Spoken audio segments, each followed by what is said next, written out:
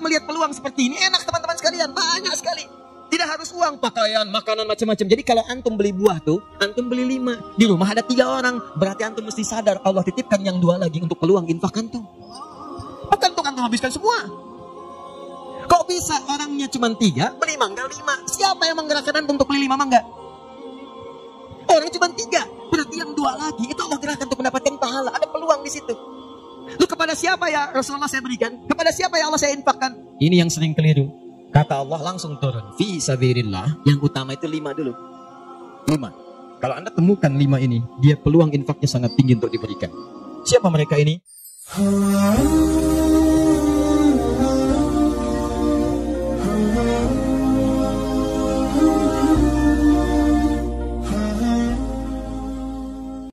Amalan itu banyak. Salat, sedekah, infak, dan amal lainnya. Tapi persoalannya, waktu kita terbatas. Begitu mengerjakan, ada yang wafat. Begitu belum mengerjakan, ada juga yang meninggal.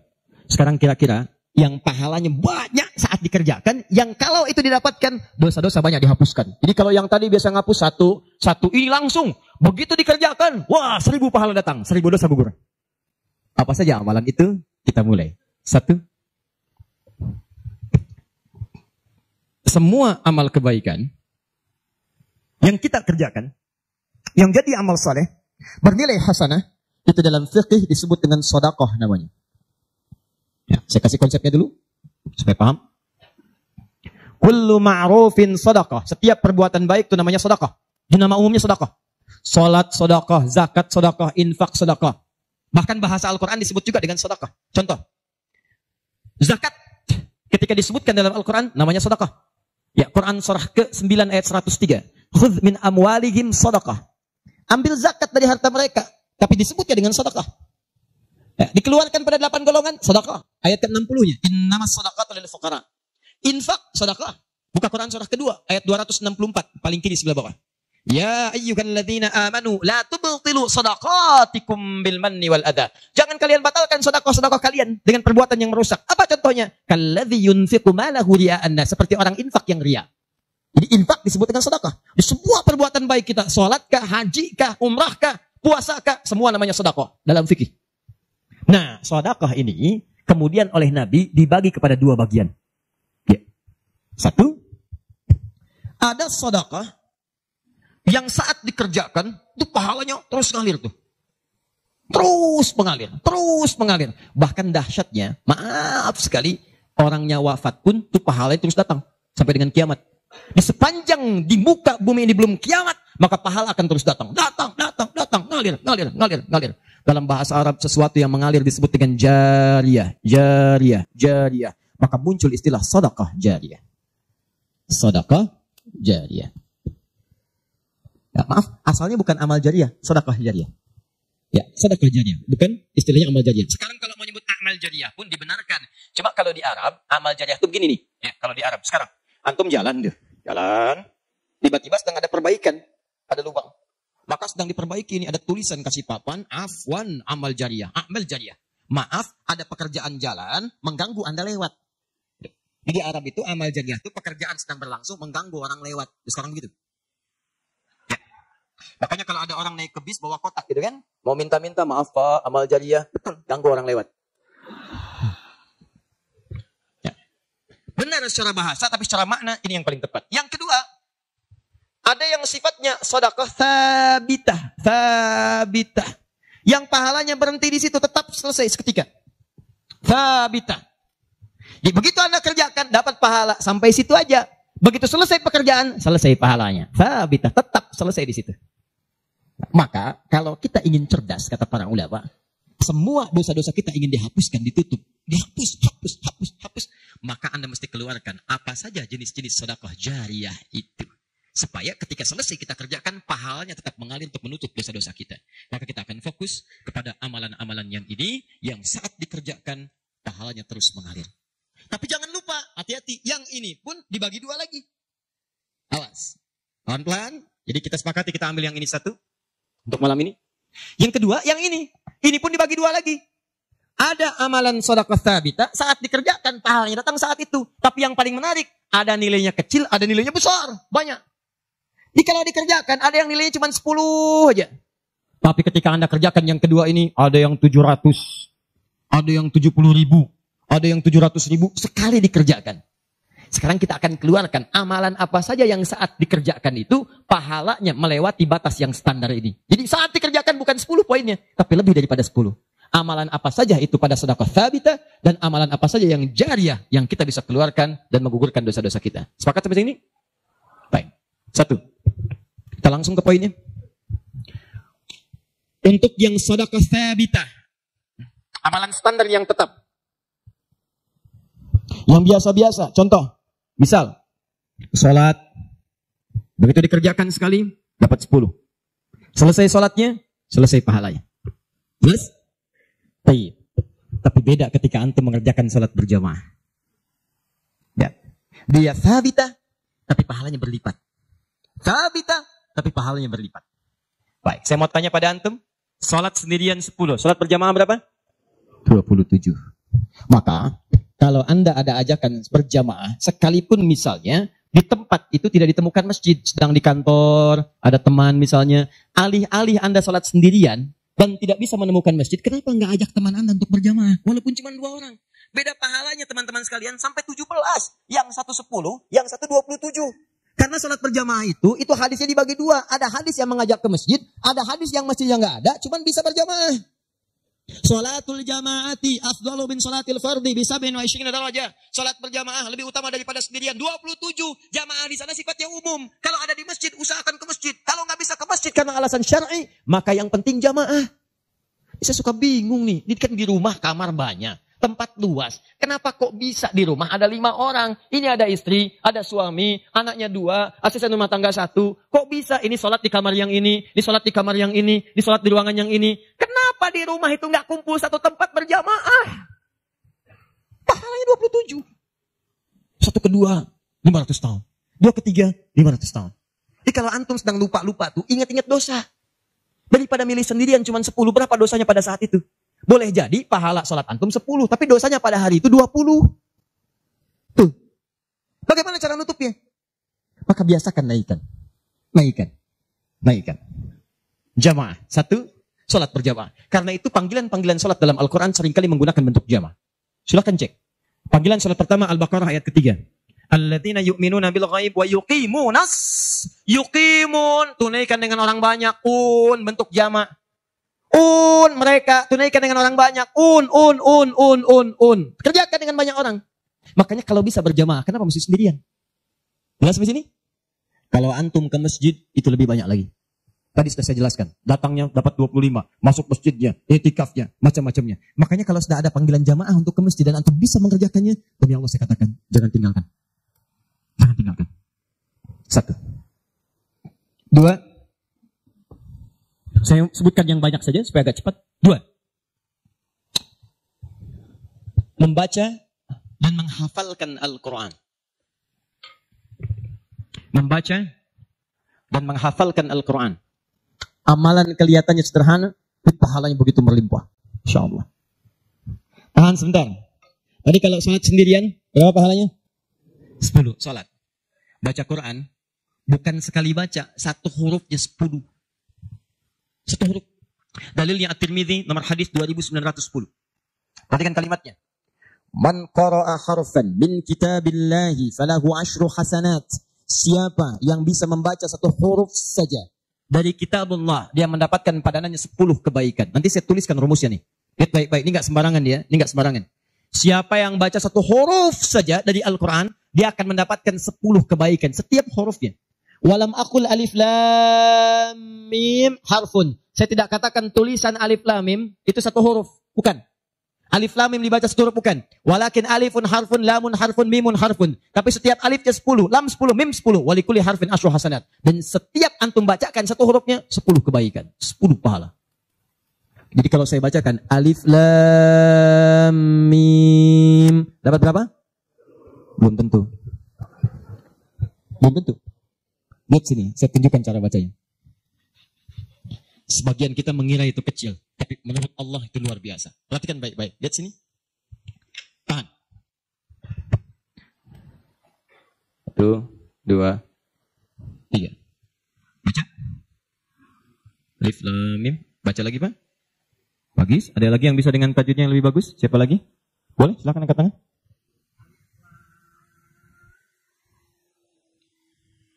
Baik sekali. Ada yang lain? Ya. Bagus. Dikit lagi. Ada yang lain? Satu lagi. Masya Allah. Bagus sekali. Cuman sayang ini bukan alif lam mim, ini alam. Alam nasyrah laka sadrak.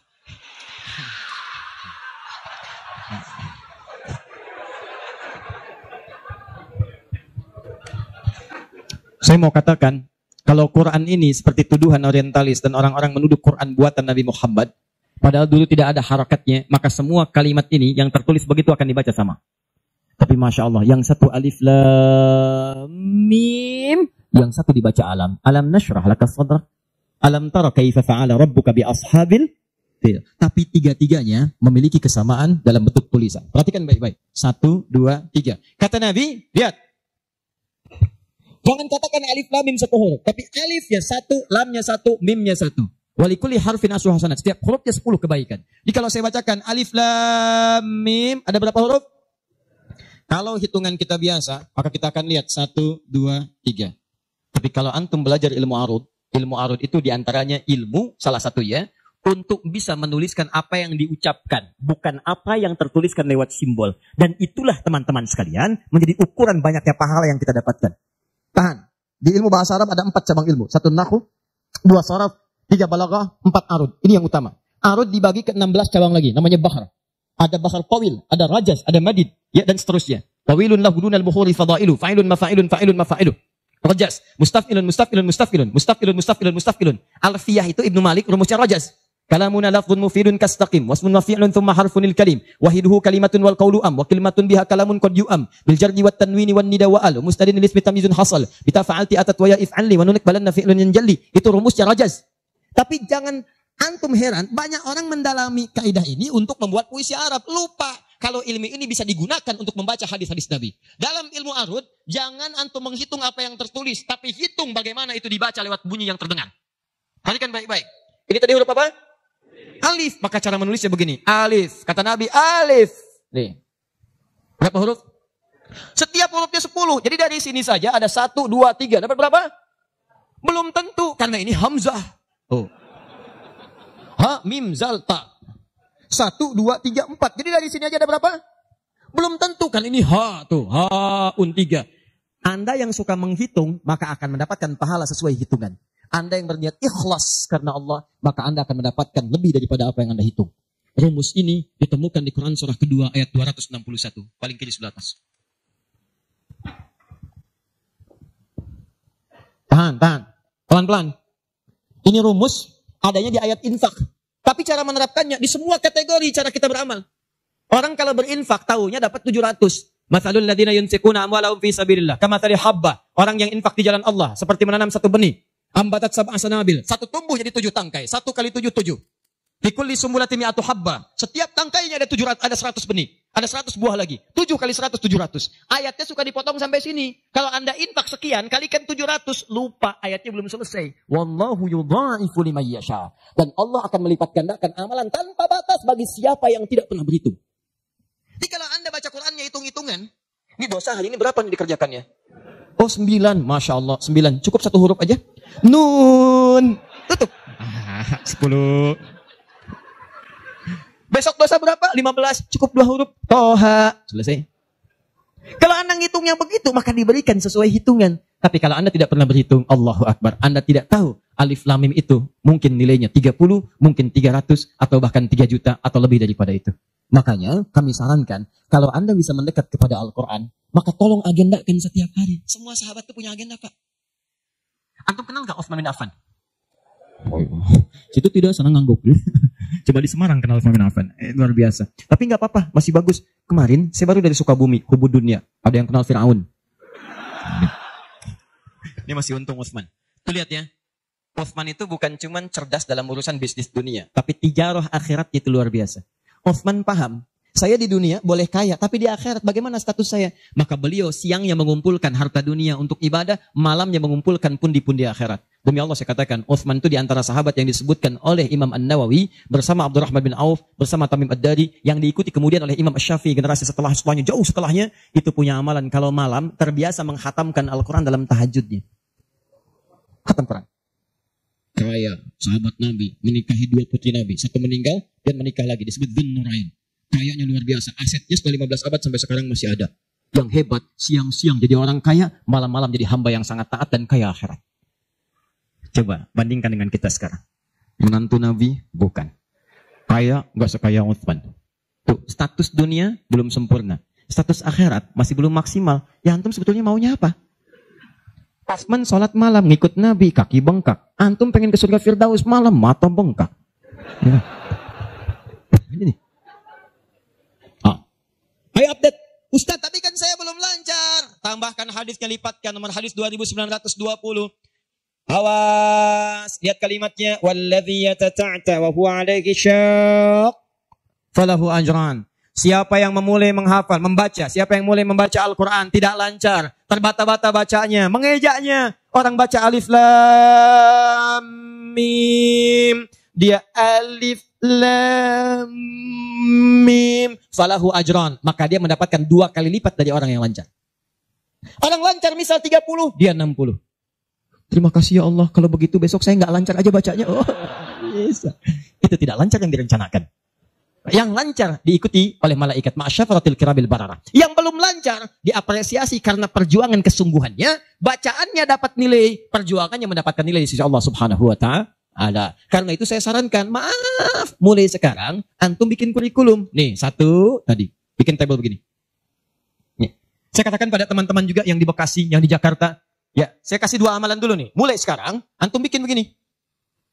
Tahan ya, teman-teman sekalian, nanti saya sampaikan bagaimana seorang Mu'adz, orang Mesir, baru kecil belum balik sudah menyiapkan amalan ini. Punya program. Nih. Harinya, nomor. 1, 2, 3, dan seterusnya. Ini misalnya harinya apa besok. Amalannya apa? Mulai dengan sholat di sini. Jamaah. Ini tadi bacaan Al-Quran. Kalau bisa, saya sarankan setiap hari mulai menghafal. Walaupun cuma 1 ayat. Usahakan menghafal. Demi Allah saya katakan, pahala menghafal Quran lebih banyak daripada baca. Paling minimal 4 kali lipat. Karena itu ayat menghafal disebutkan 4 kali dibandingkan ayat baca. Silahkan cek Quran surah ke-54. Ayat 17, ayat 22, ayat 32, ayat 40. Saya ulangi. Ayat 17, ayat 22. Ayat 32, ayat 40. Ada? 17, 22, baik. Kemudian 32 dan 40. Kenapa ketawa? Benar kan? 4 ayat 17, ayat 22, kemudian ayat 32 dan 40. 17, 22, 32, 40. Berapa kali disebutkan? Walaqad yassarnal Qur'ana lidzikri. Sungguh telah kami mudahkan Al-Quran untuk dihafalkan, diingat. 4 kali disebutkan. Ya, maka ada yang menyebutkan menghafal Quran itu keutamaannya 4 kali dibandingkan dengan sekedar membaca. Baca. Orang baca itu biasanya cuma sekali. Dzalikal kitabu la raiba fihi hudal lil muttaqin. Sekali. Tapi orang menghafal jangan harap sekali. Dia akan terus mengulang. Dzalikal kitabu la raiba fihi la raiba fihi dzalikal kitabu la raiba fihi dzalikal kitabu la raiba fihi hudan lil muttaqin dzalikal kitabu la raiba fihi hudan lil muttaqin dzalikal kitabu la raiba fihi hudan lil muttaqin. Pertanyaan saya, berapa banyak pahala didapatkan? Berapa huruf dia bacakan? Makanya kalau antum ingin melipat gandakan pahala dengan banyak, dalam 1 hari antum punya agenda. Boleh antum baca, misal target sehari saya baca misal 1 halaman dan hafalkan 1 ayat. Kalau antum sudah punya kebiasaan begitu, demi Allah saya katakan, Allah akan merubah keadaan hidup anda jadi lebih nyaman. Tidak cukup dengan amin. Baca, hafal. Wah, Masya Allah. Syukur-syukur begitu sedang sholat berjamaah, minta sujud, terus meninggal, gitu kan? Wah, itu paling enak. Kalau begitu? Di subuh ya. Itu pun kalau tiba ajalnya. Ya, bacaan Quran lebih lebat lagi. Ya, jadi kalau antum bisa seperti itu, nanti bonusnya banyak. Di alam kubur, jasadnya akan utuh. Dan di akhirat diberikan mahkota, Dan yang ketiga, diberikan peluang untuk memberikan syafaat dengan izin Allah dengan Qur'annya kepada anggota keluarganya. Ahli Qur'an itu, kalau dia hafal kemudian Qur'annya, benar menghafal Qur'annya, maka saat di akhirat akan langsung dimuliakan oleh Allah. Dipakaikan jubah kehormatan dan membimbing, menggandeng bapak ibunya yang saleh, yang beriman, beserta pasangannya dan keturunannya untuk dibawa masuk ke surga. Itu ada di Quran surah ke-35 ayat ke-33, ditafsirkan dengan Quran surah ke-13 ayat 23 sampai 24 dengan awal kalimat yang sama. Jannatu 'adnin yadkhulunaha. Ada para penghafal Quran masuk surga Aden di Quran surah 35 ayat ke-33. Jadi masuknya dari surga Aden menuju tingkat surga yang paling tinggi. Tertingginya apa? Banyak. Itu ada dengan para nabi. Ada orang yang sesurga dengan para nabi di Quran surah keempat ayat ke-69. Ya. Wa may yuti'illaha wa rasul fa ulaika ma'al ladzina an'ama Allahu 'alaihim minan nabiyyin. Ada orang-orang yang masuk surga, orang taat kepada Allah dan Rasul, taat sekali. Saat di surganya semua dengan nabi, sesurga bersama semua nabi. Jadi ada beberapa nabi, ada semua nabi. Kalau beberapa nabi namanya anbiya. Makanya di surah Al-Anbiya, surah ke-21 dikisahkan beberapa nabi. Tapi kalau semua nabi itu nabiin namanya. Dari Nabi Muhammad SAW sampai Nabi Adam. Ada semua. InsyaAllah.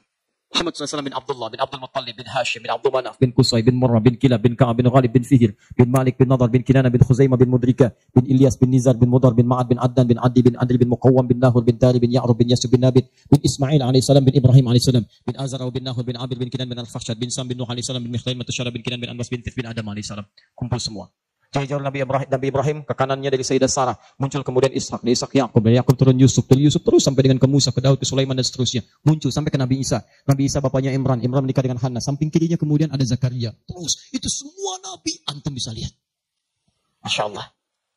Akhi, antum di mana? Surga A. Dengan siapa? Depan saya, Masya Allah. Ganteng-ganteng Nabi Yusuf. Dulu teman kita lihat sinetron ganteng-ganteng serigala. Ini Nabi. Kita lihat Nabi Yusuf. Belakang saya Nabi Ibrahim. Dan kiri saya Nabi yang punya tongkat jadi ular. Nabi Musa alaihissalam. Kanan saya Nabi yang sangat saya rindukan. Nabi Muhammad SAW. Penghafal Quran. Dia akan masuk, diberikan mahkota. Tafsirnya di At-Tirmidzi nomor hadis 2915. Begitu dia kemudian akan naik, maka Qurannya berkata, Allahumma halli, ya Allah, tolong hiasi dulu tubuhnya. Bedakan dengan bukan yang bukan ahli Quran. Bedakan. Yuhallawna fiha min asawir. Demikian ayat Qurannya. Maka kemudian dia dihiasi dulu. Ada gelang-gelang emas, ada macam-macam. Semua tubuhnya indah. Maka Allah firmankan. Apa kata Allah? Begitu dikatakan Allahumma halli. Maka kata Allah, pakaikan mahkota kehormatan. Begitu dipakaikan ya Allah. Berikan pula pada fasilitatornya. Kedua orang tuanya. Sepanjang mereka beriman. Maka dipakaikan di atasnya mahkota yang lebih terang daripada sinar masuk mentari yang ke rumah. Ya Allahumma ya Allah, Allahumma halli, ya Allah tambahkan kepada penghafal, bedakan dengan fasilitator. Fayulbasu ilaihi libasul karamah, maka dipakaikan jubah kehormatan. Begitu dipakai jubah itu, kemudian difirmankan, waqar, fa inna akhira qiraatika akhiru manzilatika. Sekarang kamu masuk ke dalam surga dengan bacaan Quran yang biasa kamu bacakan saat di dunia. Akhir tempat tinggalmu, disitulah ditunjukkan pada akhir bacaan Quranmu. Begitu dia baca Quran, setiap dia baca, masuk surga. Naik ke tingkat yang paling tinggi. Dan dahsyatnya, saat dia akan masuk surga itu, dia akan menggandeng bapak ibunya, istrinya, keturunannya. Buka Quran surah ke-13, ayat 23 sampai 24. Kalimatnya sama awalnya. Jannatu 'adnin yadkhulunaha. Ada orang-orang masuk surga Aden. Ketika akan masuk, wa man salaha min abaihim, dia gandeng bapak ibunya yang saleh. Wa azwajihim, pasangan-pasangannya. Wa dzurriyyatihim, dan keturunan-keturunannya. Allahu akbar. Di dunia ahli Quran itu, kemuliaan Qurannya akan merembet pada sekitarannya. Silahkan cek kalau nggak percaya. Anda punya anak hafal Quran 5 tahun, bapak ibunya akan ikutan mulia. Musa yang hafal Quran, bapak ibunya dihajikan. Ahmad Kabil yang hafal Quran, ibunya, perawatnya, gurunya, teman-temannya ikut haji semuanya. Gak percaya silahkan. Demi Allah saya katakan, Quran turun di 1 bulan, bulannya jadi mulia Ramadan. Quran turun di 1 malam, malamnya jadi mulia Lailatul Qadar. Quran turun di 1 hari, harinya jadi mulia hari Jumat. Quran turun di bawah malaikat Jibril, Jibrilnya jadi menjadi mulia. Penghulu para malaikat. Quran diturunkan pada Nabi Muhammad, naik status jadi Sayyidul Anbiya wal Mursalin. Quran turun di Mekah, Mekahnya bercahaya. Quran dibawa ke Madinah, Madinah munawwarah. Demi Allah, Quran tidak pernah singgah dimanapun kecuali orang itu dan tempat sekiranya akan jadi mulia. Kalau di Semarang ini, antum bikin halaqah Quran, di Semarang ada berapa hafid di setiap tempat, demi Allah saya katakan akan terjadi perubahan di tempat itu. Semua akan mulia.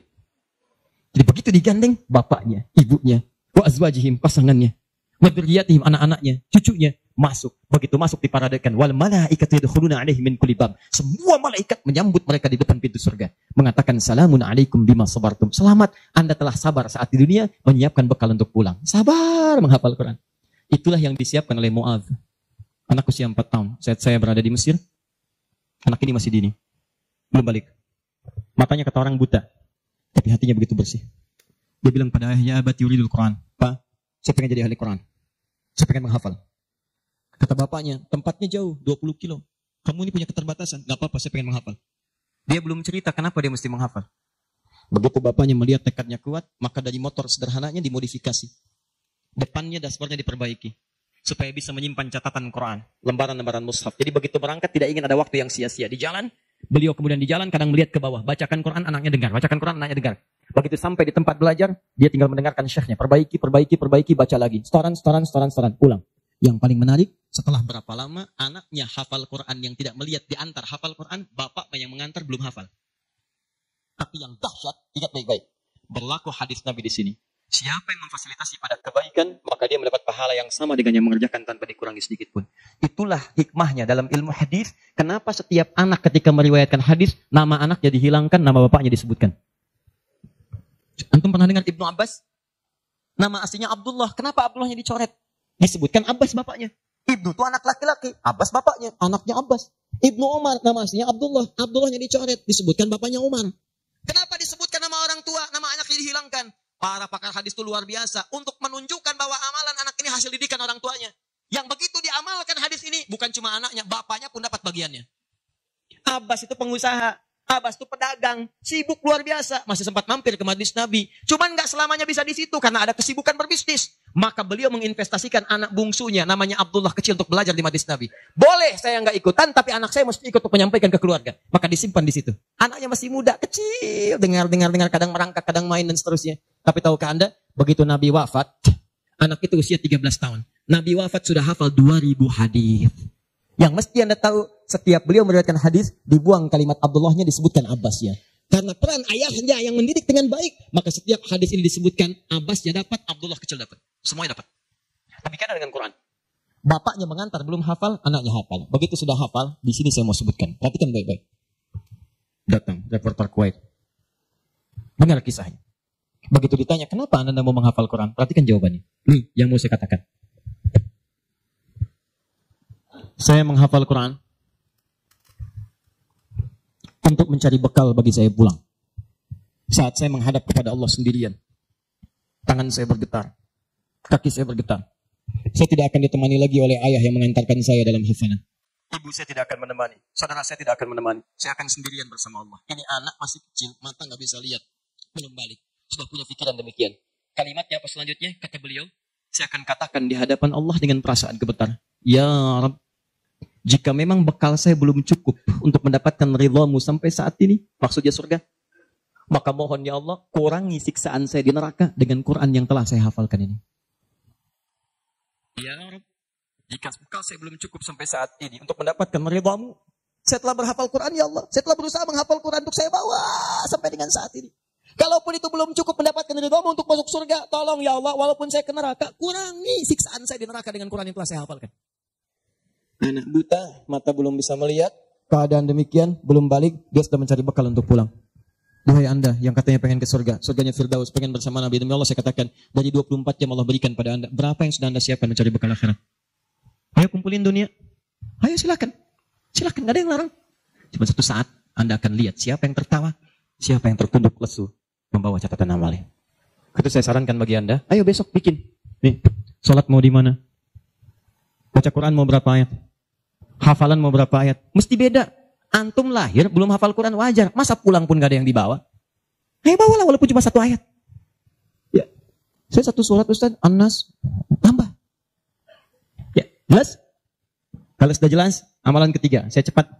Tenang ya, katanya pengen sampai subuh. 3, saya cepat. Setelah ini saya ke ujungnya. Kita sebentar lagi berakhir. Ketiga, infak. Masih ingat teman-teman? Kalau yang standar tadi, berapa pahalanya? 10. Infak paling minimal 700. Infak paling minimal 700. Allahu Akbar. Dalilnya Quran surah kedua ayat 261. Paling kiri sebelah atas. Tadi saya bacakan.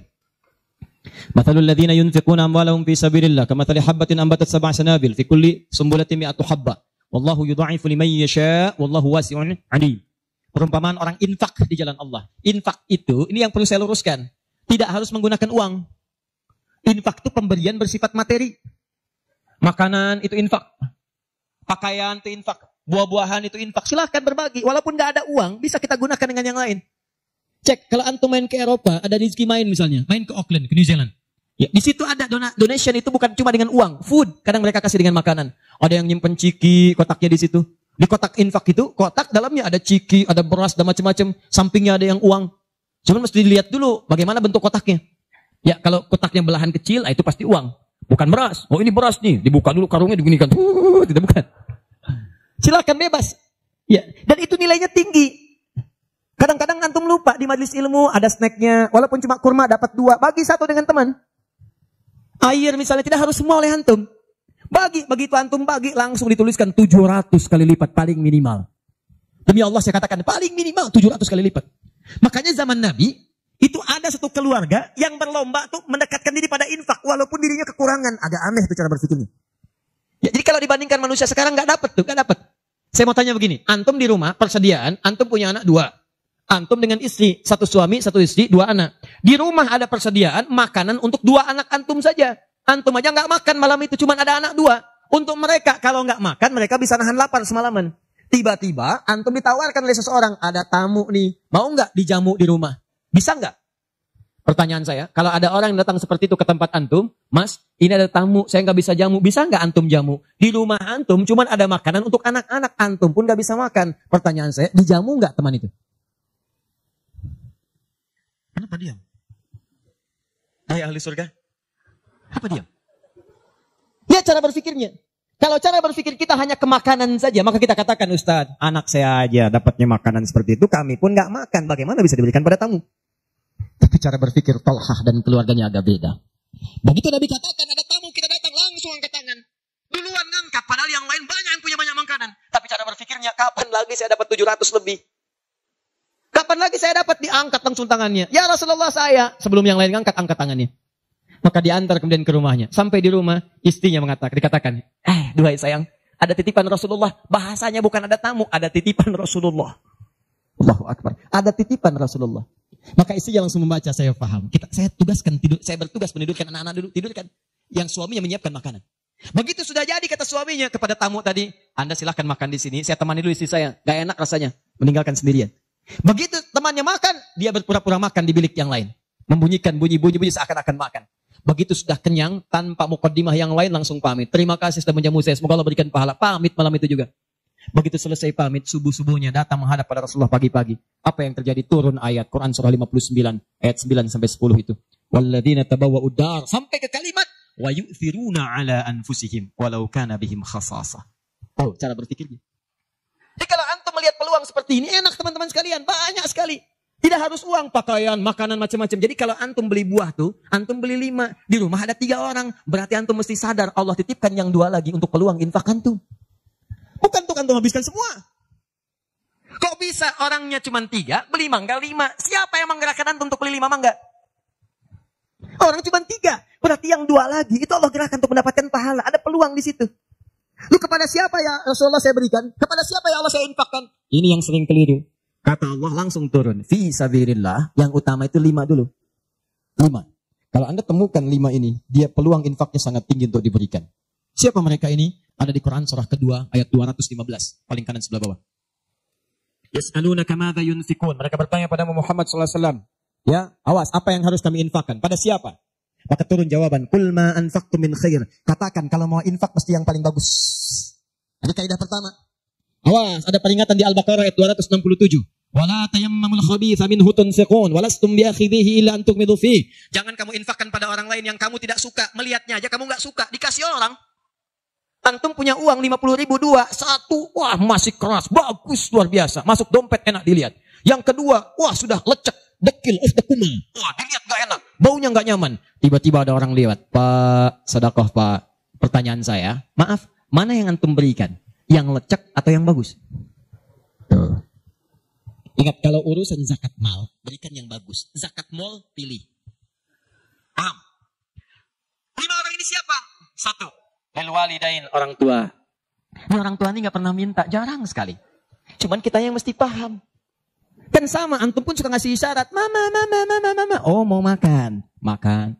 Mama, mama, mama, mama. Boneka, boneka. Antum setelah dewasa mesti paham. Kadang-kadang orang tua tuh nggak minta. Nggak pengen nyusahin anaknya. Padahal orang tua udah susah. Melahirkan susah, mengandung juga susah, merawat susah, menyusui susah. Sudah dewasa pun antum masih susahin juga. Kapan antum berbaktinya? Kadang-kadang cuma nanya, nelpon apa kabar. Padahal di rumahnya itu Masya Allah lagi kurang beras. Beras kurang, rezeki belum dibayar. Kirimkan, sebelum diminta kirimkan. Itu begitu antum kirimkan, demi Allah saya katakan. Di hadis Al-Bukhari, di kitab Al-Adabul Mufrad, bukan cuma mendapatkan lipatan pahala kalikan 700 lebih. Tapi ridha Allah turun ke tempat antum pada saat itu. Kalau sudah turun, semua doa yang antum mintakan minimal akan dijawab pada saat itu. Itu rahasianya. Kalau dengan urusan orang tua itu udah gak usah mikir. Begitu mengatakan, nah gini-gini, datang aja mah. Walaupun gak ada, katakan, insya Allah mah selesai. Insya Allah, berusaha antum. Begitu antum dapatkan seperti orang tua mengusahakan untuk antum dulu, maka pahala dilipat gandakan, ridho turun seketika. Kejar.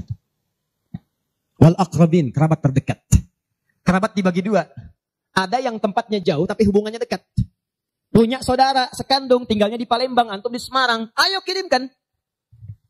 Anak bibi, nggak bisa nih pendidikannya. Bantu, antum ada, bantu, nilainya tinggi. Jangan dikira ringan. Nih, bagian kedua nanti kalau saya terangkan banyak nih. Tenang aja, kita masih sampai subuh. Nah. Bagian kedua. Saya ikutin deh. Antum jual, saya beli. Ya, cuman saya beli sampai 9:30. Paham? Ayo, akrabin. Yang kedua itu, maaf. Golongan kedua akrabin bisa tetangga. Orang yang tidak ada hubungan famili secara mahram cuma tetangga antum. Tapi kalau yang kedua ini, Allahu Akbar, indahnya Al-Quran. Cek oleh antum, silahkan cek. Walaupun beda agama, itu tetap ada peluang infak. Gak ada ketentuan ini kecuali di Quran. Gak ada aturan ini kecuali di hadis.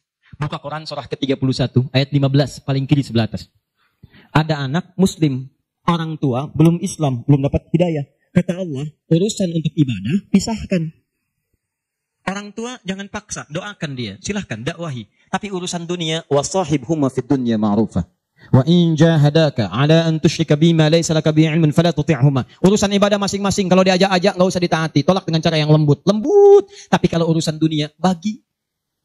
Antum muslim, orang tua belum Islam, antum punya kelebihan, uang agak banyak, melimpah, makanan ada, bagi. Kata Allah, jangan lihat kemudian kepercayaannya karena dia belum muslim, bagi. Teman-teman sekalian. Dan itu ada pahalanya. Begitu antum berikan, masuk yang halal. Begitu halal masuk, kan haram keluar. Kan cara berpikirnya begitu. Halal masuk, yang haram keluar. Begitu keluar, sekat di hatinya terbuka. Karena yang haram itu saat masuk di hadis muslim, haram masuk naktah sauda, noda hitam. Noda menutup. Kalau masuk jadi daging dia, antum misal, iyadzubillah, bukan antum, ada orang lain konsumsi yang haram. Yang haram masuk ke dalam mulutnya, masuk ke tubuhnya, beredar dengan darah. Jadi daging, masuk ke telinga, Quran surah 6 ayat ke-25. Wa fi adhanihim naqra, waqra, di telinganya ada sumbatan. Maka yang haram cepat kedengaran, yang halal susah. Masjid dekat, suaranya dekat, Allahu Akbar, susah. Tapi konser yang macam-macam, yang joget, yang ini, yang itu, nyampe tuh konser di Jakarta, dari Semarang tembus ke sana. Wa ada absarihim ghishawa, masuk ke mata jadi penghalang, nutup. Quran surah kedua ayat ke-7. Gak kelihatan. Orang ke masjid itu bukan gak kelihatan, nampak, cuman gak ada dorongan.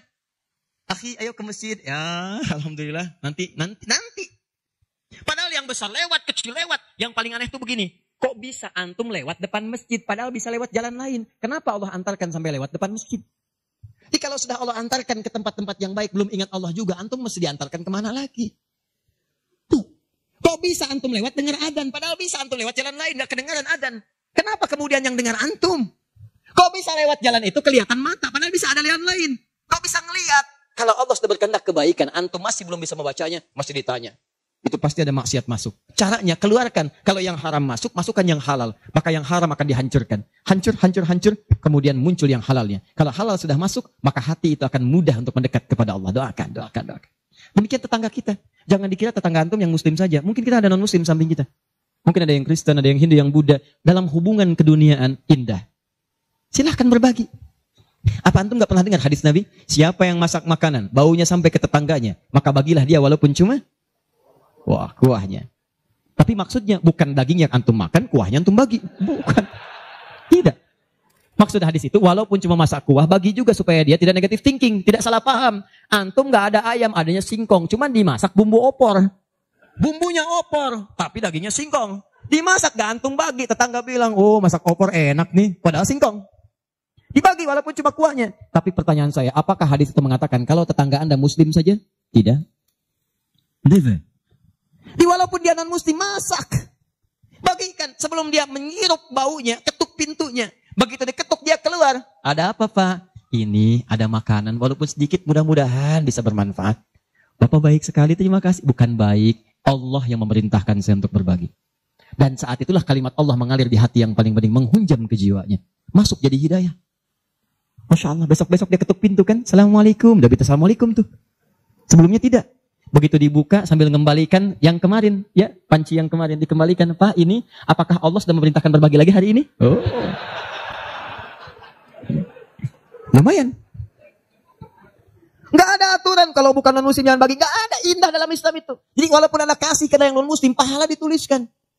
Jadi jangan pilih-pilih kalau urusan dunia. Anda masak di samping Islam, sampingnya lagi Kristen, sampingnya lagi kemudian muslim, non muslim. Bagi yang muslimnya, yang non muslim tidak. Begitu dia ngelihat kelewatan dipanggil Anda, Pak, kayaknya enak makanannya ya. Memang enak Bu, cuman sayang ibu kafir. Oh, nggak begitu. Nggak ada. Jadi bagi teman-teman, silahkan. Dan pahalanya ada, indah. Cuman di kita tuh, coba lihat aturan antum bang aja deh. Kita fikirnya kumpulin lagi. Bab tumbuhan, sekarang kan lagi musim rambutan ya. Rambutan. Tuh, antum di pekarangan ada rambutan, tumbuh. Pohon rambutan, pekarangan antum. Cuman sayang buahnya ke tetangga antum. Terus ke sini. Maka dalam kaidah fikih disebutkan hakun mushtarak. Ini hak bersama antara antum dengan tetangga. Kenapa? Karena antum keluar rumah kelihatan cuman pohonnya. Dia keluar rumah kelihatan buahnya. Dan yang paling menarik, dia udah lihat buah, daunnya jatuh ke bawah. Dan kadang buah jatuh ke sini, membuat dia kesulitan.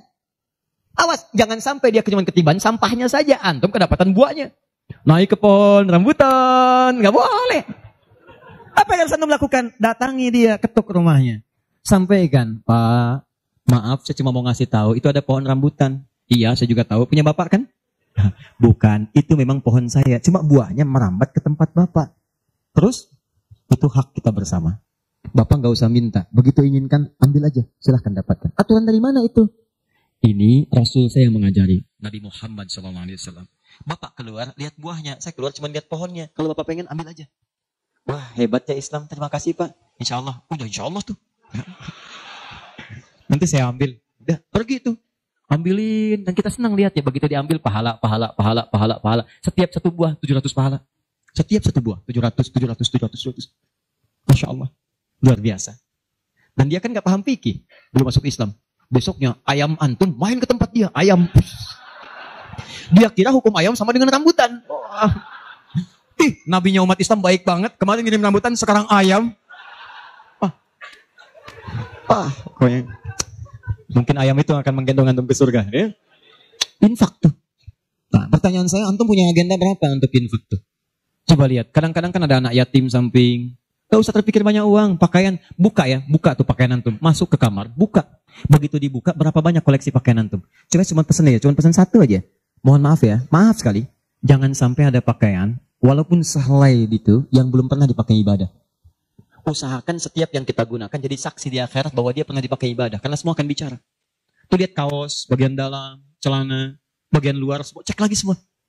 Dan kalau sudah itu antum pakai, ada yang lain gak kepake, bukan gak kepake. Boleh jadi, itu dititipkan oleh Allah kepada antum untuk menjadi pahala antum dengan itu. Sebab mudah bagi Allah menitipkan pada yang lain. Kenapa dipilih antum supaya dapat bagian pahalanya? Jelas? Terakhir, amalan keempat, bagian pertama. Salah sendiri pengen sampai subuh. 4. Terakhir, bagian pertama. Majlis ilmu. Majlis ilmu. Masih ingat satu apa? Salat berjamaah di masjid. 2. Interaksi dengan Al-Quran. 3. Infak. 4. Majlis ilmu. Teman-teman, majlis ilmu itu keutamaannya banyak. Saya beri gambaran ya. Maaf sekali. 1. Majlis ilmu itu, kalau antum benar memilih majlis ilmunya, maka status yang diberikan oleh Allah pertama kali, begitu antum berangkat dari rumah, sampai dengan ke majlisnya, statusnya akan naik dari manusia biasa menjadi mujahid fi sabilillah. Itu langsung sama dengan orang yang berjuang ke medan perang. Ada majlis ilmu nih, antum datangi. Begitu antum datang, itu sama dengan orang berjuang ke medan perang. Statusnya jihad. Kalau meninggal antum di pertengahan, Walaupun belum sampai ke situ, maka statusnya langsung syahid, pahala syahid. Pahalanya syahid. Majelis ilmu. 1, berpeluang mendapatkan pahala senilai jihad. 2, kalau wafat bisa syahid. Dalilnya Quran surah ke-9 ayat 122. Paling kiri sebelah bawah di mushaf. Wa ma kana al-mu'minuna liyanfiru kaffah. Kenapa mesti semua orang beriman pergi ke medan perang semua? Saya akan turunkan satu amalan kata Allah yang kalau kamu amalkan ini, maka statusnya akan sama dengan orang yang berjuang di medan perang. Sama persis. Apa itu? Falaula nafara min kulli firqatin minhum ta'ifah liyatafaqahu fid din. Kenapa tidak ada sementara orang di antara mereka mau datang ke majelis ilmu untuk mempelajari tuntunan agamanya? Wal yunziru qaumahum idza raja'u ilaihim la'allahum yahdharun. Dan dia mencatat pelajaran-pelajaran itu dan dia bawa pulang, dia sampaikan pada keluarga yang tidak belajar. Perhatikan baik-baik. Ayat ini mengatakan, kata Imam Mustafa Al-Maraghi, ayat ini mengatakan bahwa menuntut ilmu itu nilainya sama dengan jihad fisabilillah. Artinya kalau wafat penuntut ilmu maka statusnya syahid. Kalau syahid maka dosa berpeluang digugurkan, amalan naik. Itu seketika pahala bisa datang dan surga. Pernah dengar seorang yang pernah membunuh 100 orang? Begitu dia mau tobat, di mana dia diarahkan? Kata ulama pada saat itu, pergi kamu ke majlis sana. Ke majlis ilmu. Disuruh ke majlis ilmu. Begitu dia berangkat di pertengahan jalannya, berangkat, meninggal di tengah jalan. Meninggal. Statusnya dalam keadaan di tengah jalan ke majlis ilmu, dia bertobat kepada Allah, diterima tobatnya. Saat berangkat itu meninggal di tengah-tengah. Ada pahalanya. Apa yang terjadi? Surga. Surga. Diampuni dosa, naik ke surga. Di sini turun kemuliaan yang ketiga. Disebutkan di hadis Nabi, riwayat Ibnu Majah, nomor hadis 233. Ibnu Majah, nomor hadis 233. Rawinya sahabat Abu Darda. Man salaka tariqan yaltamisu fihi ilma, sahalallahu lahu tariqan ilal jannah. Siapa yang menyiapkan dirinya melangkah menuju majlis ilmu, maka setiap langkahnya akan langsung dituliskan oleh Allah yang meringankan nanti langkahnya ke surga. Di setiap langkah itu dihitung. Pahalanya bukan pahala biasa, ringan ke surga. Itu pahala syahid tadi. Ya, Qurannya ada di Quran surah keempat ayat 100, paling kiri sebelah bawah. An-Nisa ayat 100, Quran surah 4 ayat 100. Di ujung ayat, wa may yakhruj min baitihi muhajiran ila Allahi war rasuli thumma yudrikul maut faqad waqa'a ajruhu 'ala Allah. Siapa yang berniat merubah dirinya, ingin lebih dekat dengan Allah dan Rasulnya, kemudian dia merubah diri. Bagaimana cara merubahnya? Ulama sepakat. Pertama, datang ke majelis ilmu. Supaya punya ilmu untuk merubah diri. Jangan langsung kerjakan amalan tapi belum tahu ilmu. Ilmu qabla al-amal. Antum beramal tanpa ilmu, celaka amalannya. Saya ingin berubah. Kemarin saya enggak pernah sholat. Saya pengen jadi hamba yang taat. Ya Allah, saya tobat. Besok saya akan sholat subuh 3 rakaat. Bisa. 2 ya 2. Paham ya? Jadi ini gambarannya. Kemudian pahala yang ketiga. Cepat. Setiap dia sudah sampai ke majlis ilmu, disebutkan oleh sahabat Ibnu Abbas radhiyallahu taala anhuma, dinukil oleh Syekh Muhammad Hashim bin Asy'ari di kitabnya Adabul Alim wal Muta'allim, bab yang pertama, paragraf yang kedua, paling kanan di pertengahan. Orang yang sudah masuk ke majlis ilmu maka pahalanya langsung dituliskan 700 kali lipat. Tanpa henti, naik terus diangkat. Dan itu berlangsung sampai diamalkan. Jadi kalau ada seorang hamba, cuman dia beramal tanpa ilmu. Dengan seorang hamba beramal dengan ilmu, beda pahalanya 700. Misal, antum masuk ke majelis ilmu nih, dapat 700. Diajarkan tentang sholat, bab sholat, diajarkan. Kalau anda mengangkat tangan setelah menghadap kiblat, hadisnya, misal disebutkan di hadis riwayat Abu Dawud, nomor hadis 857. Di Al-Bukhari disebutkan, anda saya angkat tanganmu, misalnya sejajar dengan bahu. Ucapkan Allahu Akbar. Saat diucapkan, rasakan, buang urusan semua dunia ke belakang. Buang, jangan bawa dunia. Hanya Allah yang paling akbar. Begitu antum tahu dalil seperti itu, caranya bagaimana, itu langsung dituliskan. Baru takmil sudah mendapatkan 700 kali lipat. Tapi kalau antum cuma sholat saja, abid, sholat, gak paham bacaan, gak paham gerakan, dituliskan cuma 10. 700 kali lipat. Ma baina darajataini khamsumi'ati sanatin. Di antara satu kedua 500, dua ketiga 500, tiga keempat 500 tahun. Majelis ilmu. 4.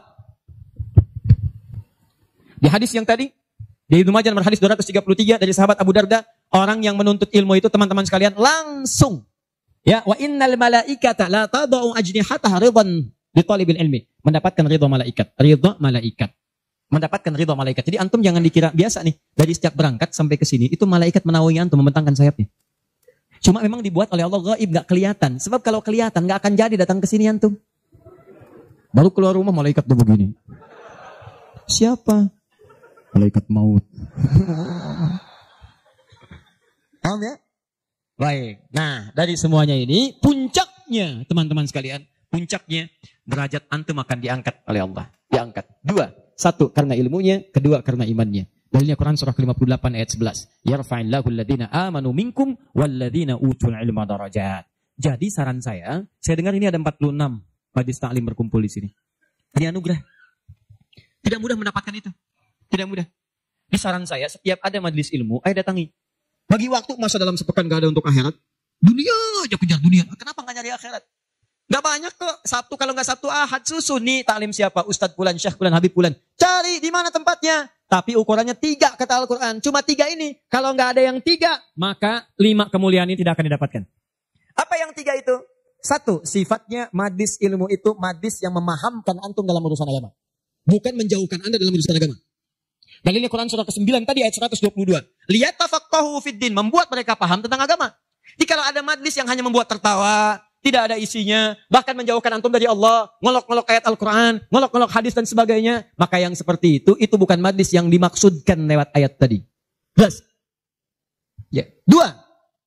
Syaratnya kata Allah, kalau antum ingin masuk majlis, statusnya disyahid, maka antum mesti berniat dengan benar saat masuk ke majlis ilmu untuk memahami itu dengan mencatatnya dan memahaminya. Jadi begitu antum paham, catat, bawa catatan itu untuk kembali sampaikan kepada orang-orang yang tidak belajar. Itu sekarang lebih mudah, share di media sosial. Antum sekarang dapat 1 hadis, share. Begitu di-share ada daripada share yang tidak jelas. Bikin status. Semarang mendung aja bikin status. Hari ini Semarang mendung. Emang kenapa? Apa dengan status antum akan berubah jadi cerah? Tidak ada. Sudah. Bikin yang bagus. Hadis kirimkan. Hadis Nabi SAW. Keutamaan bagi seorang pekerja. Keluarkan. Begitu antum share ke teman-teman antum pengusaha, mereka semangat semua. Semangat. Antum jangan lupa begitu diinjakan kaki bekerja karena Allah, setiap tapak itu pahala. Kirimkan ayatnya. Kawan-kawan, Quran surah ke-4 ayat 34, berita gembira untuk kita. Niatkan yuk karena Allah. Begitu di-share, mereka lihat 10 orang meniatkan karena Allah. Antum dapat bagian pahalanya tanpa dikurangi sedikit. Kirim. Jelas? Nah, ini kalau gitu antum kurunkan. Majlis ilmu mana di sekitaran Semarang? Siapa ustadznya, siapa syekhnya yang bisa mengangkat iman, bukan cuma datang, bisa mengangkat ilmu. Ya, lihat. Ini saya sedikit detilkan nih. Maaf ya, sedikit aja. Saya sedikit detilkan. Mengangkat ilmu dan iman itu bersamaan disebutkan. Yarfa'illahu alladhina amanu minkum walladhina utul ilma darajat. Jadi kalau ada majlis imannya mengangkat tapi ilmunya tidak, maka ini pun belum seimbang. Atau ilmunya luas tapi iman gak terangkat. Ini jadi masalah. Apa ciri orang terangkat imannya? Maka dia gemar menunaikan amal soleh. Maka jika anda menemukan majlis-majlis mendorong anda mengerjakan amal soleh, ikuti majlis itu. Dan saya katakan pada anda, kalau materi saya tidak membuat anda dekat dengan Allah, membuat anda terbuang untuk beramal soleh, tinggalkan saya. Cari ustadz yang lebih baik. Saya bukan ustadz seperti yang disyarat oleh Al-Quran. Cari majlis lain. Tapi cari ustadz-ustadz yang membuat anda dekat dengan Allah. Cari. Kedua, ilmu anda meningkat. Ilmu meningkat itu apa cirinya? 2 cirinya. 1, dengan ilmu itu memudahkan anda ibadah. Misal, sholat. Belajar sampai paham bacaan dan gerakan sholat supaya mudah ibadahnya. Khusyuknya dapat. Bacaan dan gerakan sholat. Ayo jujur, katakan pada diri sendiri. Sampai sekarang malam ini, berapa persen bacaan sholat yang antum pahami? Jangan-jangan anda sholat tapi nggak ngerti yang dibaca. Bagaimana bisa khusyuk? Ruku nggak ngerti, sujud nggak paham. Bagaimana bisa khusyuk sholatnya? Antum minta rizki, Isa aja 4 kali. Warzukni, minta rizki. Habis sholat minta lagi. Ya Allah mohon berikan aku rizki. Yang tadi apa saat sholat? Warzukni. Ya bagaimana kita bisa mengerti apa yang diucapkan kalau kita tidak belajar? Makanya cari. Nah mengerti itu bahasanya paham. Fikih. Makanya ada kitab sholat namanya fikih sholat, fikih umrah, fikih haji. Belajar sampai paham. Tuh lihat berapa banyak sekarang yang umrah, tapi nggak paham yang dikerjakan. Putar. Sekarang kadang suka sedih gitu. Apalagi banyak yang ria. Ria itu kan menggugurkan amalan. Begitu disampaikan, habis amal. Ini ada yang jual kebun, jual tanah, nyampe sana nggak ada nilainya. Sekarang orang ngaji tawaf sampai live. Subhanallah. Alhamdulillah. Kelihatan di sana. Kelihatan. Pindah kiri. La ilaha illallahu akbar. Tuh, kenapa nggak dipahami? Dan tawaf itu indah. Kalau antum benar tawafnya, dijanjikan oleh Allah, doa apapun seketika dikabulkan. Itu rahasianya di Quran surah 19. Ayat ke-47 sampai dengan 49. Ada rahasianya. Makanya kenapa dari Hajar Aswad ke Maqam Ibrahim? Itu doa intinya. Subhanallah, alhamdulillah, wa la ilaha illallah, Allahu akbar. Dari Maqam Ibrahim sampai Rukun Yamani, bebas mau pakai bahasa apapun. Nanti dari Rukun Yamani, pakai dengan Hajar Aswad, kenapa menggunakan Rabbana atina fid dunya hasanah? Itu ada maknanya. Bebas antum. Mau pakai bahasa Indonesia juga silakan. Mau pakai bahasa Jepang, bahasa Sunda, bahasa Jawa, bebas silakan. Minta. Kadang kasihan, minta enggak, yang dibaca enggak paham dan sebagainya. Ada tuh dulu waktu saya tugas di Saudi 2010. Ini hebat walaupun tidak harus ditiru begitu caranya, tapi dia benar. Dia minta dengan bahasanya. Di multazam dia mau, ya Allah, hamba mohon ya Allah, hamba datang ke sini minta, enggak banyak, cuma minta berikan jodoh. Hamba belum menikah ya Allah. Mohon karuniakan jodoh terbaik. Depan Ka'bah di Multazam. Tiba-tiba datang perempuan. Tinggi, putih, dengan mancung. Langsung ditunjuk, kasih contoh. Kayak gini ya Allah. Saya beneran tuh, gak bercanda. Tapi apa yang terjadi? Karena dia minta yang dibutuhkan. Dia paham apa yang dibacakan. Dikabulkan oleh Allah. Pulang nikah. Walaupun bukan dengan yang tadi. Menikah. Ada lagi yang lain gelantungan di Multazam langsung mengatakan, ya Allah, hamba datang ini banyak hutang. Engkau pasti tahu hamba ya Allah. Engkau mengerti hamba, kesini pun hamba ngutang. Kalau tidak percaya, ini catatannya ya Allah. Benar. Pulang lunas gitu kan. Ada yang ngerti yang dibaca. Kadang-kadang kita kerjakan sesuatu yang kita pahami. Makanya yuk ngaji sampai paham. Enak kalau sudah begitu.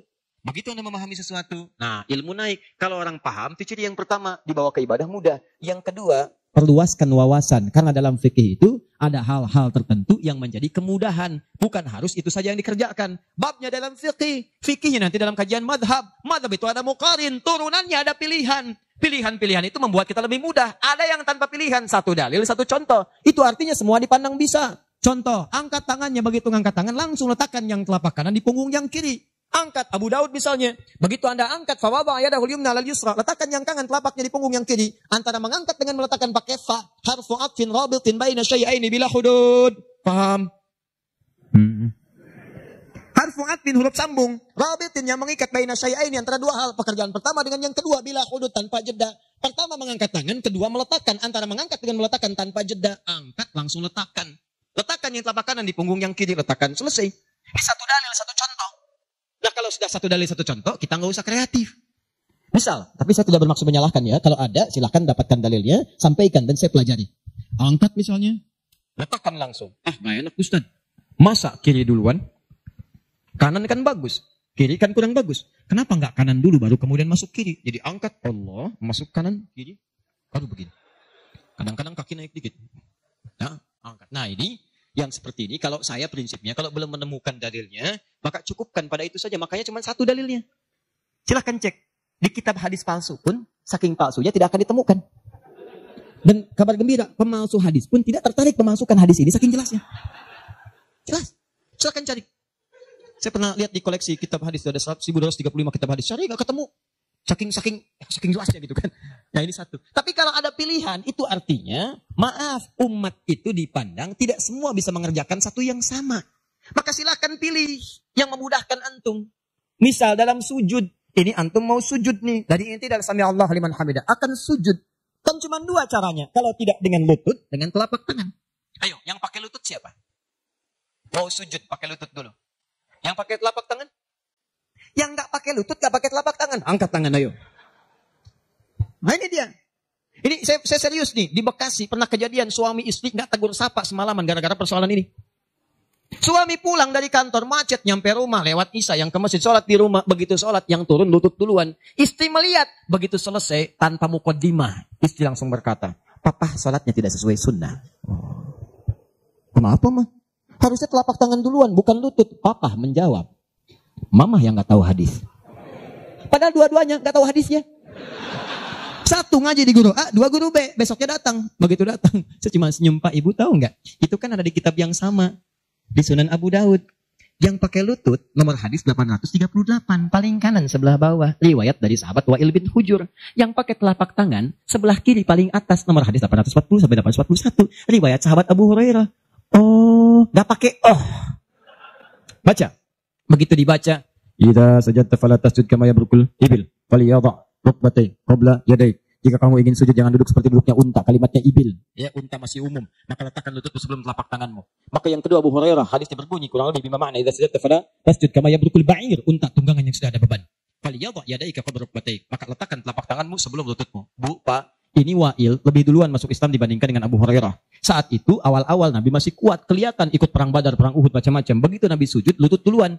Begitu nanti Abu Hurairah masuk Islam, itu 3 tahun sebelum Nabi wafat, 7 Hijriah. 3 tahun sebelum wafat, usianya kurang lebih 60 tahun. Beliau sudah punya persoalan. Saya mau tanya pada Bapak Ibu, kalau ada orang sudah sepuh, persoalan pertama dia apanya? Lututnya. Makanya diriwayatkan kadang beliau kemudian menggunakan tongkat, kadang bersandar kepada tiang-tiang. Karena lutut mulai bermasalah, maka yang dahulukan telapak tangannya. Sebetulnya ini kemudahan Pak, Bu. Maksudnya bukan masalah tua atau muda. Antum pun jangan salah simpulkan. Jadi kalau ada teman antum masih muda misalnya, tiba-tiba turun telapak tangan duluan. Tua. Bukan. Bukan begitu cara memahaminya. Ya, bukan. Maksudnya apa? Ini kemudahan. Karena yang punya masalah di lutut bukan cuma orang tua. Antum atlet, ada masalah. Antum jalan, lutut keseleo. Gak bisa. Gunakan telapak tangan. Antum pengen dengan lutut, gunakan boleh. Telapak tangan sah, lutut boleh. Yang salah itu yang kepala duluan. Belum apa-apa udah rame. Yang kunut, ini hadisnya. Yang tidak kunut, ini hadisnya. Tinggal pilih aja. Kunut tuh karena begini, ini riwayatnya begini. Yang tidak kunut begini pilihannya. Yang milik kunut siapa? Oh, Imam Syafi'i, Imam Malik. Yang tidak milik kunut siapa? Imam Abu Hanifah. Yang tengah-tengah ngambil lazilah siapa? Imam Ahmad bin Hanbal. Antum tinggal ikuti aja. Pilih mau yang mana. Yang salah yang tidak sholat subuh. Itu. Yang bismillah jahar, ada dalilnya. Dipilih oleh Imam Syafi'i. Yang sir silent, ada. Dipilih oleh Imam Ahmad. Yang tidak pakai bismillah, ada. Dipilih Abu Hanifah. Termasuk Imam Malik. Yang rakaat pertamanya jahar, selanjutnya tidak ada. Dipilih oleh Abu Hurairah. Tercantum dalam Al-Bukhari. 70 hadis, 4 kali cara. Ada. Semua Nabi mengerjakan. Nabi mengerjakan semua, antum tinggal pilih. Karena nggak bisa mengerjakan semua-muanya. Nggak bisa Ustaz, saya orang Semarang, sunnah banget, bukan cuma sunnah. Besok subuh saya imamin 4 cara bismillahnya. Lebih soleh daripada Nabi. Bismillahirrahmanirrahim. Bismillahirrahmanirrahim. Tidak dibaca sama sekali. Oh iya. Itulah yang disebut dengan pilihan. Ma dhahaba ilaihi. Ma sesuatu dhahaba ilaihi yang condong untuk dipilih karena memudahkan. Disingkat jadi madhhab. Madhab. Dari madhab ilaihi. Ada singkatan di Arab, ada singkatan. La haula wala quwwata illa billah fauqala. Bahkan ayat Al-Quran itu ada ungkapan singkatannya. Bismillahirrahmanirrahim. Bismillah. Alhamdulillahi rabbil alamin. Alhamdulillah. Sudah setengah 10. Saya kira teman-teman, karena waktunya terus beranjak, saya cukupkan mungkin kita sama-sama tutup dengan mengucapkan hamdalah. Hamdalah. Tidak. Alhamdulillahirabbil alamin. Nah, itu contoh tadi, bukan belum selesai kita. Contoh. Masih sampai subuh, tenang. Nah, contoh, hamdalah alhamdulillahirabbil alamin. Jelas? Inilah diantara amalan yang bisa menguat. Kalau sudah begitu ilmunya luas, wawasan luas, tidak akan ada pertikaian dan sebagainya. Yang ada dalilnya, itu yang kita pedomani. Yang tidak ada, kita pelajari. Kata Nabi, kamu tidak diutus untuk memaksa orang. Ingatkan, kalau mau ingat, alhamdulillah. Kalau tidak, jangan jadi musuh. Jangan sampai perbedaan antum menghambat antum untuk minum teh bersama. Begitu Ferguson. Akhir. Sepakat ya? Sepakat. Sudah bukan zamannya ribut sana sini. Sudah, silahkan aja ya. Sepanjang ada dalilnya itu kita kerjakan. Yang penting ngaji dengan baik. Terakhir, saya tutup betulan ini. Ya, betulan. Terakhir, kita nggak ngerjain amalnya, tapi dapat transferan pahalanya. Kita tidak mengerjakan amalnya, tapi pahalanya dapat. Apa di antara amalan itu? Nah, ini yang kedua yang mau saya sampaikan.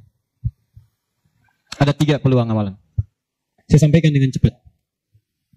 1, share pengetahuan. Sharing, bagi. Itu yang diisyaratkan Quran surah ke-9 ayat 122.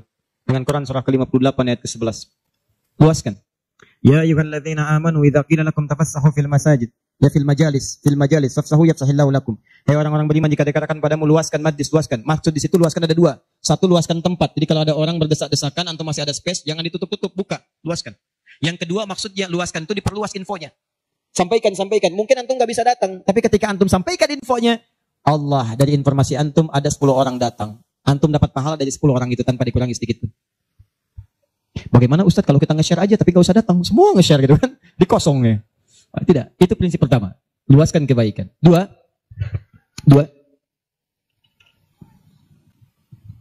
Berinfak dengan harta pada amalan berganda. Berinfak dengan harta pada amalan berganda. Maksudnya sedekah jariyah. Contoh. Tadi kan saya contohkan 4 kan? 4 ya? Masih ingat tadi? Di antara 4 itu, bukankah ada interaksi dengan Al-Quran? Baca, menghafalnya. Nih, antum punya modal 50.000, pengen infak.